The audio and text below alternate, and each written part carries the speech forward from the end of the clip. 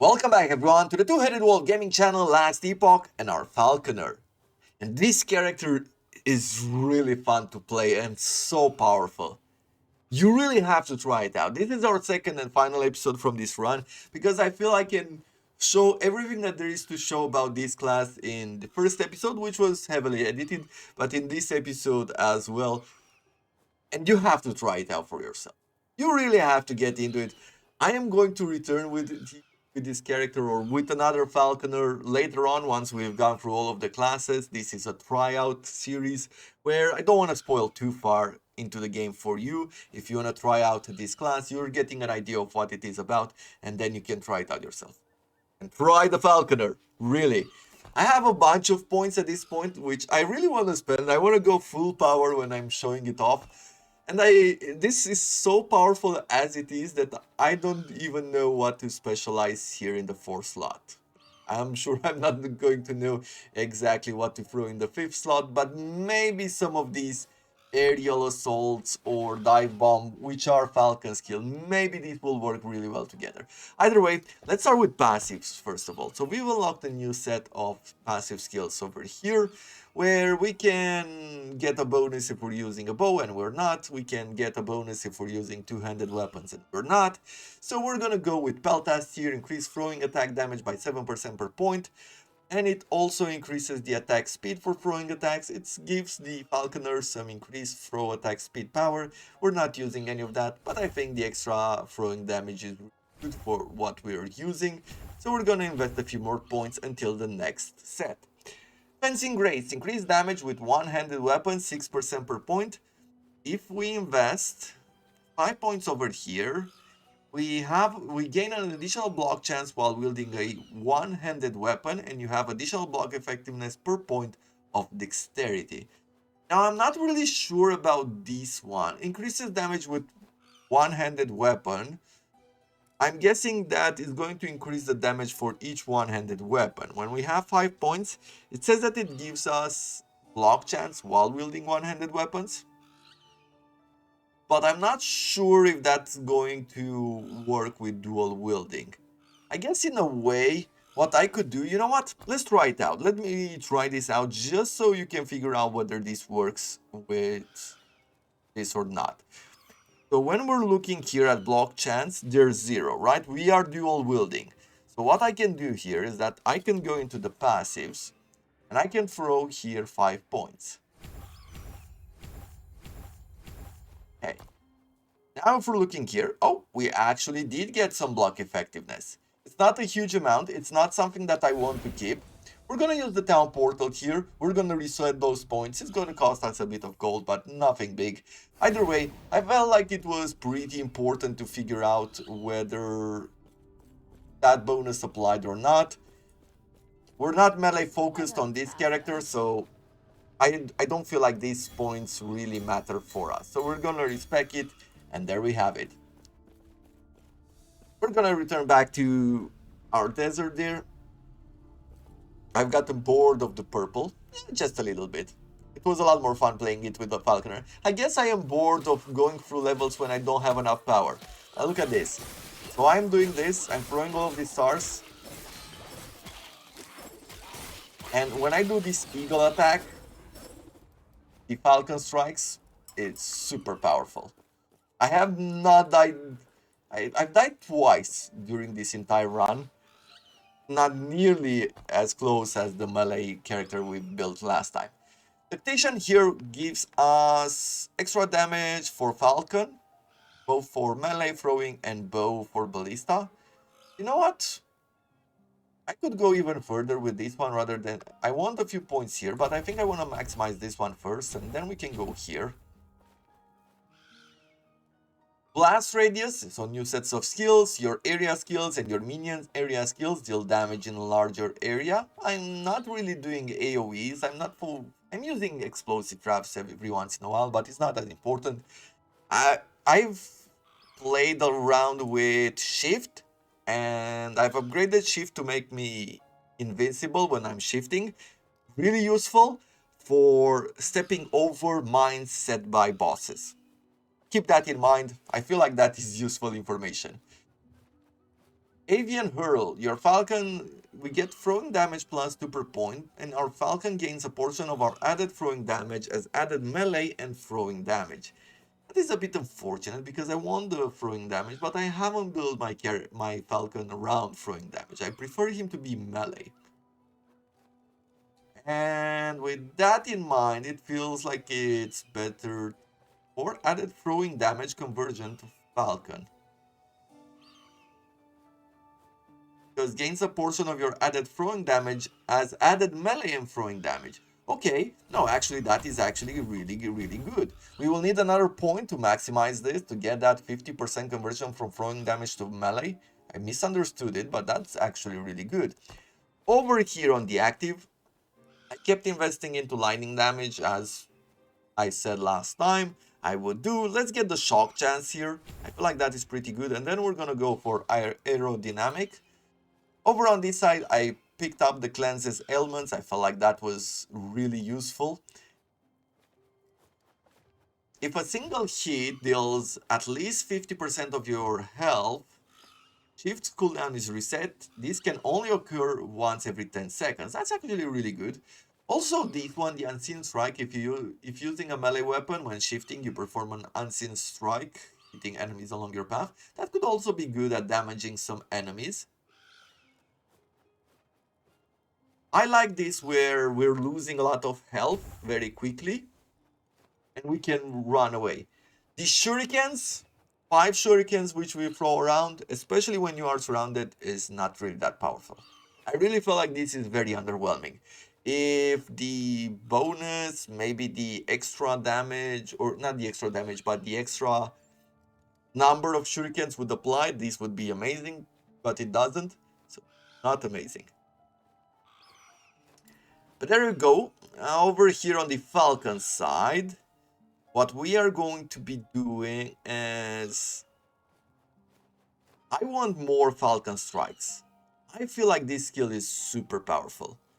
So we're gonna invest here in another Falconer's Mark, increased at 100%. Then we're going to go here. There's a kill threshold for enemies. Additional Falcon strikes, 10% chance for additional hits on bosses or rares. Okay. I think I am okay with maximizing this before going forward. And over here on Specialized, I might specialize in the Ballista. But let's go take care of that enemy first, and then we'll figure out what we do. Many of these skills that we've picked have done... Oh, it's not a boss here. I mistakenly said that it's a boss, like last time. But either way, you can see the power there. I mean, I'm throwing these shurikens around. They're really strong. The Eagle or the Falcon is doing its own thing. Overall, really strong, really amazing. I don't know what to say about it other than it's actually really cool to play this. As far as specializing goes, I said that I am going to get Ballistas. I feel like that might be the best choice to go forward with. Because a lot of the bonuses that are given to minions will be given to Ballistas as well. So if I look here, how much is this? Explosive Trap gives me 450 damage. The Ballistas, they don't tell me exactly their stats. Let's see, we're getting 160% increased damage, 29% increased attack speed. Level scaling gains to 2600 health, okay. Well, we're gonna try it out. We're gonna see how useful it is. I'm mostly going to use the Ballistas whenever we are fighting bosses. Over here, we're going to get the Avian Hurl, getting that extra damage on our Eagle. And over here, we're going to throw in the Ballista. Even though I've said I'm going to make a throwing character, I'm not sure whether this is actually good. Let's see, is there anything about the Falcon here? Your Falcon deals more global damage to netted enemies. How does the net look? Let's try the net out. If it has a good AoE, does it have AoE? It does have.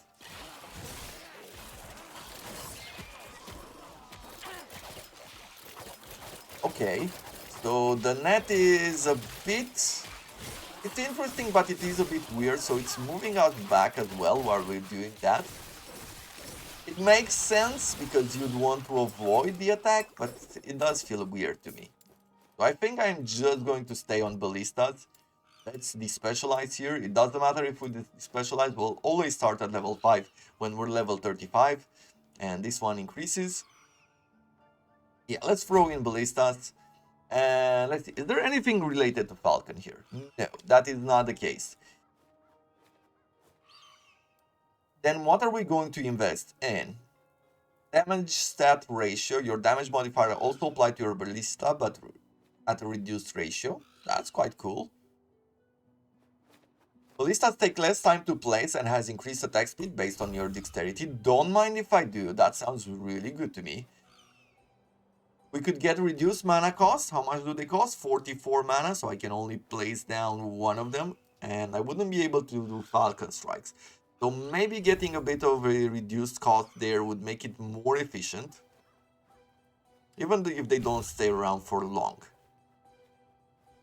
I could get with even less duration there. However, we're going to get 40% more damage and more attack speed. Could be pretty cool. Let's get with this extra damage stats, and we'll stay at that. Oh, it's almost instant. And it feels like it still has pretty good duration.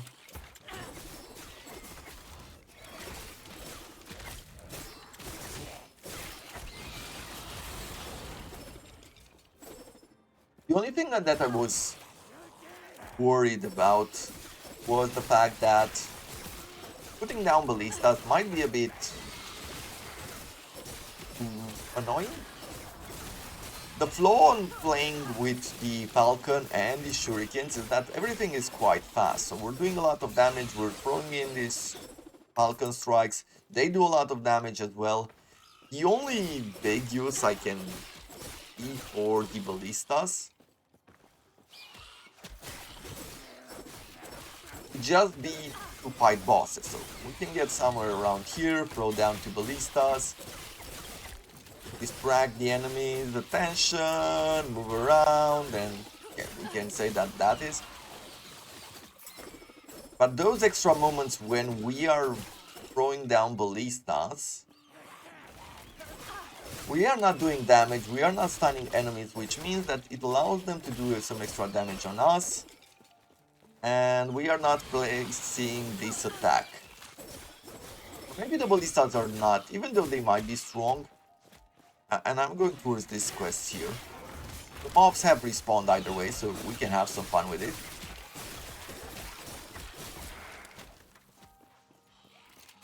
Overall, it does feel a bit weird.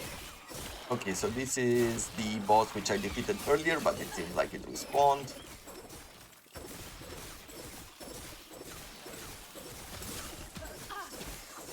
I don't know if this matters or not. He appeared again. We spoke with him again. She told me of the Emerald Nagasa. Yeah, I have no idea whether that matters or not, but we know that we've completed. No, the map is still showing us that that is where the quest is. Okay, totally fine. We're gonna start moving north. What else could we do? If we were to take a moment, maybe let's not leave things as this. If we don't like the ballista, let's not use the ballista, right? Why force ourselves to use it? Do we have anything? So I'm going to go Falcon here, right? I'm going to go through some of these quests and just see if there's anything about the Falcon. There's nothing there. On Smoke Bomb. Smoke Bombs might be useful here.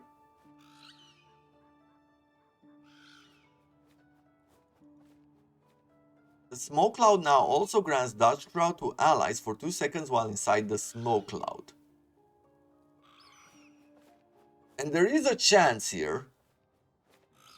I'm guessing that when it says allies, the Falconer might be an ally, might be a companion. Maybe it's a group, right? You can have minions, allies as in other players. Maybe things like that would work. Anything around here? No. On the decoy, Maybe I should work with the decoy. I've used the decoy a bit more often than I've used anything else.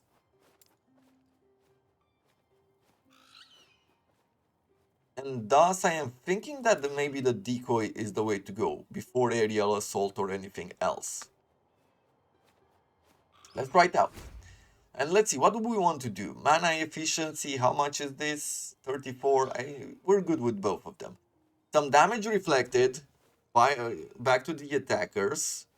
Extra on the explosion at the end. We can actually chill them, which would be very useful for us.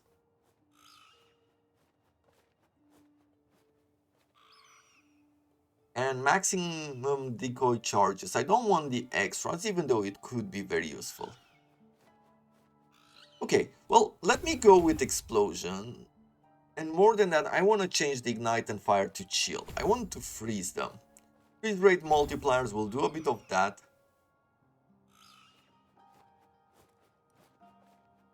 Decoy has the chance to cause small explosions when hit up to a maximum of 2. That's nice. We can increase the explosion damage. Does this still explode? All explosion-based fire damage is converted to cold. Subsequently, this damage scales with increased cold damage, but not increased to fire damage. Explosion also gain base freeze rate. Ignite chance from all sources is converted to chill chance. Okay, well, we're gonna go with AoE. We'll stay on that. And I feel like we're going to be better if we're starting to use the decoy. That explosion with the chill is actually going to be better. I'm going to throw a bit of fire here as well.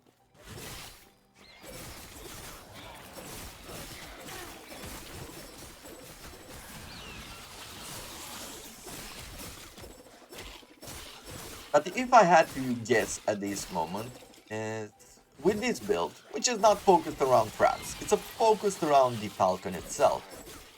This build is definitely better played at the point where we can start getting a few more skills from the Eagle. And I think that's why they put them so far ahead. So that you don't get overpowered and then have nothing to look forward to. If I select them, we get some block chance, glancing blow chance, and health on block. Coordinate fade, extra health, some ability, left to right, 1 per point. When you use a certain ability on your bind, you gain 3 stacks of Silver Shroud. This effect has 10 seconds cooldown. Okay, and the Silver Shroud allows us to dodge the next hit we would receive. Nice. Evasion tactics, dodge rating, armor rating, and dexterity points. I guess we could go with a bit more throwing damage instead. And we'll just say that. Okay, at this moment, I don't think I want anything else, to be honest. We're just gonna be spending the next minutes pretty much taking care of enemies. As I said, I feel like this idea, this build, this class speaks for itself. It doesn't need any more explanations. You can see that we're taking a lot of points down, and when we're doing this Falcon Strike, pretty much brutally kill that enemy. 3. No, she told me it'd take the courage of a Ruby Nagasa. I didn't expect this. But it's one step closer. And it seemed that for that mini-boss, the heal threshold also applied. You know, the specialized heal over here. Falcon Strike skill threshold 8%, because when I looked at the enemy's health bar and it was going down very quickly, at some point it just straight up died. And look, you can look back on the video and you will see it.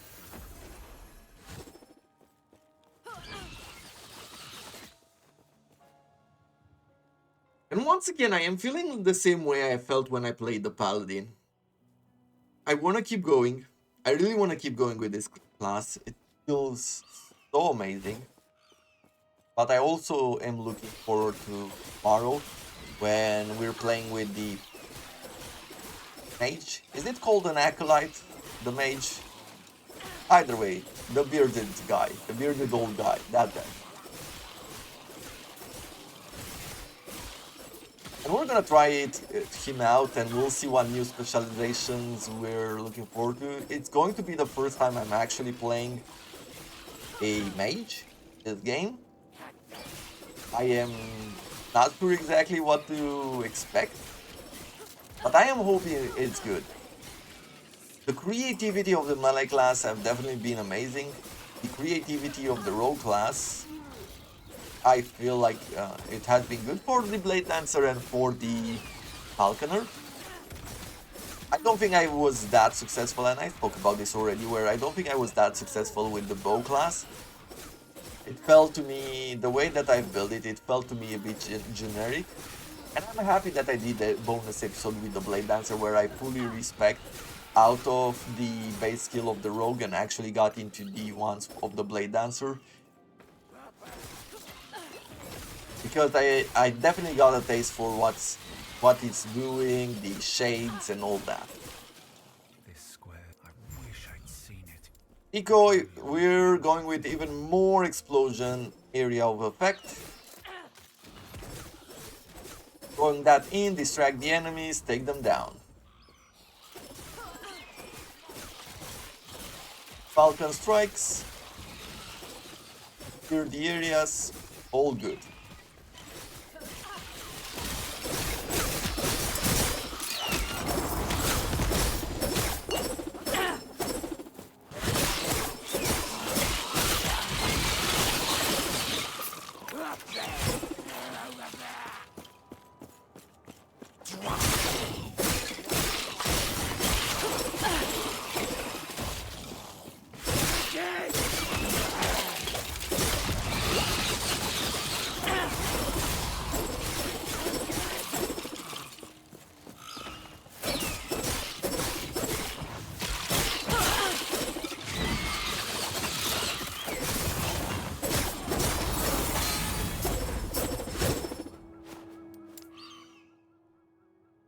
More AoE.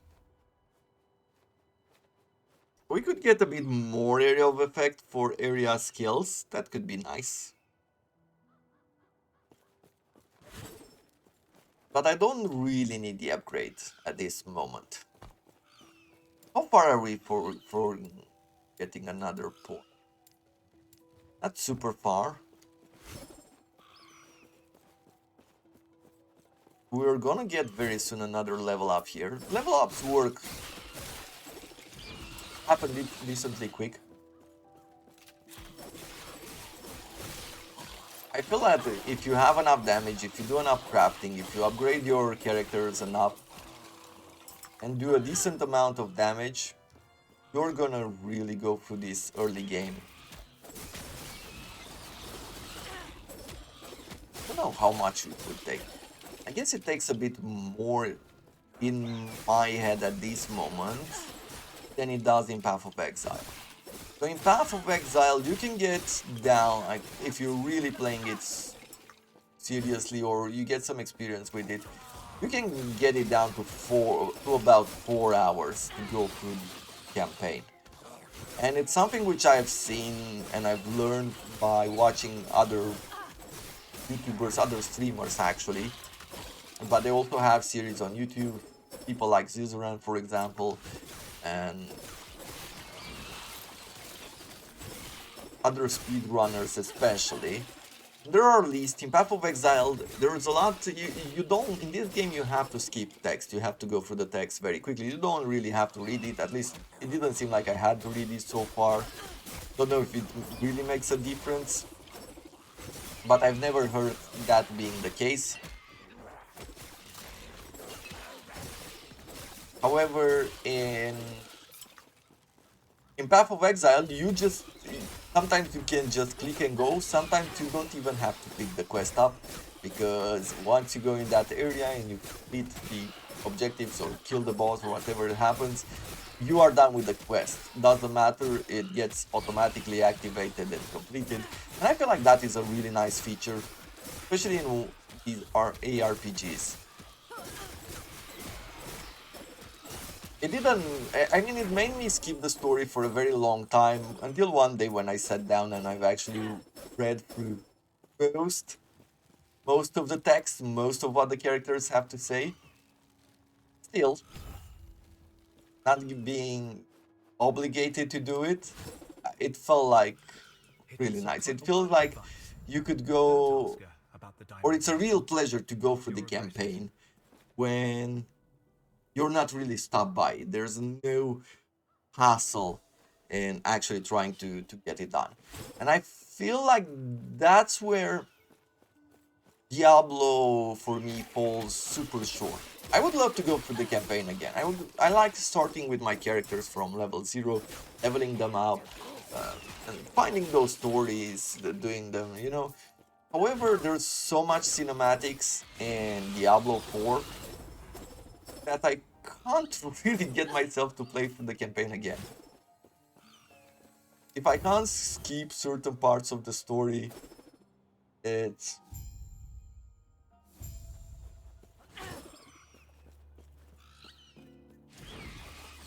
But there you have it. I've complained enough about Diablo, and probably so did you. Let's draw our conclusions here as we're calling it a day. This class, I showed you as much or as little. Ah, by the way, look at my collection here. I am ready to make wizards. Most of these are about wizards or druids, right? This is going to be stuff I'm going to show you as we're playing those characters. And that's all I have. But either way, this is what happens when you play early game a lot. You get a lot of those items, but none of them are like these super end game things that you would use later on. So let's draw our conclusions. Once again, I didn't want to show you more than this because I feel like this is a class that you have to try out yourself. There's so much fun. There's so much power behind it. You can build it in very different ways. I've gone here for a Falcon build which focused on damage, on direct damage, especially here with the Falcon strikes. But even before this, when it was not upgraded, this was really strong already. You could go in this direction. Your Falcon now throws acid flasks for you. Acid flasks thrown by the Falcon scale with your stats, and your acid flask 3, but can apply Falcon's mark from Falcon's mark from marking strike. The bot there is confusing me because so far there was nothing to be said from bot. Either way, doesn't matter. This is something to figure out whenever we're gonna do a build like this or whenever you're trying it out yourself. But over here, so you can make a bombard Falcon. You can throw in the acid flask like we have done in the past, and you can upgrade that. And you can make shift throw flasks as well, as we've seen yesterday. There's plenty of stuff that you can do. I feel like you can do so much with the Falcon in itself, and with bleeds, with poisons. This game definitely has build variety, and this game has build variety in a way that it doesn't require you to have a lot of knowledge. I'm not even paying attention at this point. But it doesn't require you to have a lot of knowledge. This build diversity, these ideas that you can try out are so on hand. You can respec into it at any point. It takes you just a tiny bit because you're getting that boost to XP, but you start at a lower level than you had before you despecialize. It definitely takes a little while for you to get back up. Maybe it's gonna take you around 10-15 minutes to get back up to a decent level, let's say, let's call it. And because of that, this game is going to be amazing for you. Even if you have no experience with ARPG, whether you are the biggest theory build maker or not, you're gonna have fun with it. You're gonna discover many ideas to try out, and you're gonna want to try them out. At least as far as I've seen for the early game. This is the 6th run I've done through the early game, and I'm still looking forward to it. I'm still looking forward to discovering the classes. Once I've discovered all the classes, I don't know. Probably my opinion will change. I'll probably not want to do the early game that much anymore. But I guess the idea for the build is going to keep me going. And I think it's going to do the same for you. And once I'm done with, I don't know, build ideas, I'll probably, like when the game is on the downside, maybe one day I'm just gonna want to try out some other games and things like that. We're gonna move on from last Epoch until the next season. When that day comes and you just want to jump in and try something out, you're probably gonna start looking for builds online if you haven't already, even though I know that most of you have, because that's what I would have done. And at that point, you're still going to find cool and unique ideas from people who have thought about things differently than you, or are really good at doing the map and throwing in multipliers and things like that. Somehow, because you can always scrap, because you can always respec, because it's very cheap to respec, I feel like you can do that without having to go online. I feel like this series, we're just gonna see what the classes have to offer. We're just gonna throw some ideas out there. If you have any ideas to share, I'd be more than happy to read them. And I hope you have enjoyed this. And I look forward to seeing you again tomorrow as we're jumping into the Wizard, Acolyte, whatever it's called. And hopefully, it's going to be as good as this one. If not, it's going to be a bit of a struggle to go through the early game. But hey, that's the life of this series. See you tomorrow. Have a wonderful day.